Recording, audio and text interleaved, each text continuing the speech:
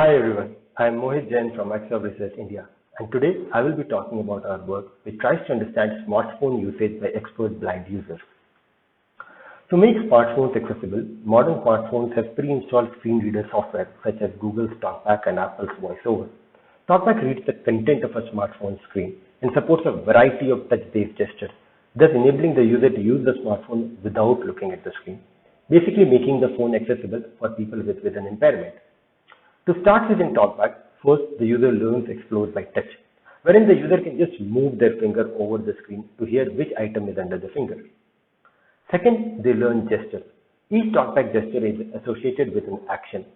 There are 5 basic gestures, like swipe right to move to the next item, swipe left to move to the previous item, and double tap anywhere on the screen to select an item. There are more complex gestures, for example, swipe up then left to go to the home screen. Here are all the supported TalkBack gestures. Understanding TalkBack usage can help in improving the phone's accessibility, and prior research work have done that. However, those studies were limited to novice users.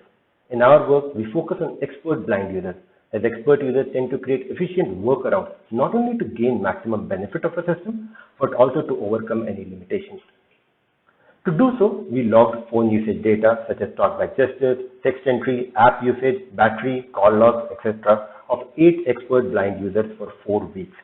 We followed it with semi-structured interviews to further contextualize their smartphone usage pattern. In total, we logged data for 209 days. We present a detailed quantitative and qualitative analysis of this data. One of our broad findings is that expert blind users want to be really fast in interacting with their phones. As P3 said, speed is crucial. I will use anything that can help me get done things faster. Participants aim to achieve speed equality with sighted users. Based on the frequency of usage, we found that the basic gestures and Explore by touch were used most often. Among the longer 2-tier more complex gestures, the most commonly used were back, notification, overview, and home gestures. Interestingly, most participants used gestures instead of these 3 equivalent soft keys for back, home, and overview buttons which are present at the bottom of the Android screen, mainly because gestures were found to be much faster.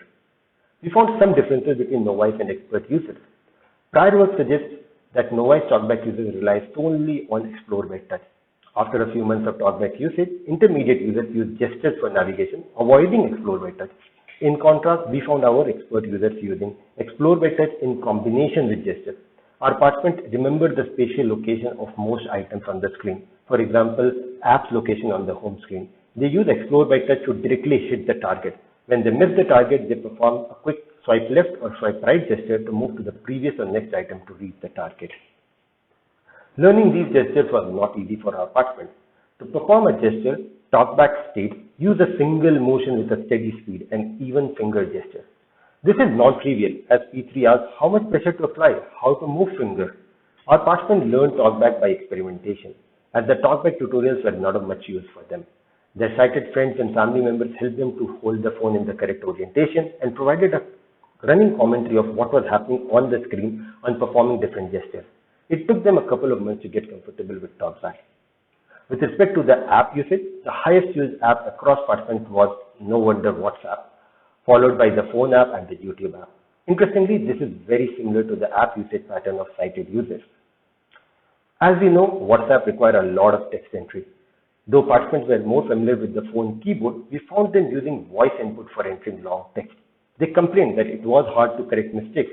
Still, they used voice input as it was faster, highlighting the speed accuracy trade-off.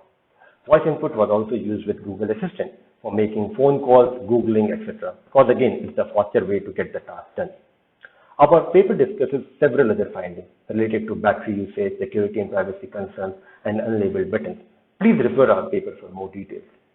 Finally, to conclude, we would recommend developing accessibility-first apps. That is, apps for blind users should automatically remove videos, images, graphics while retaining all text to reduce the lag, thus helping them achieve speed neutrality with sighted users.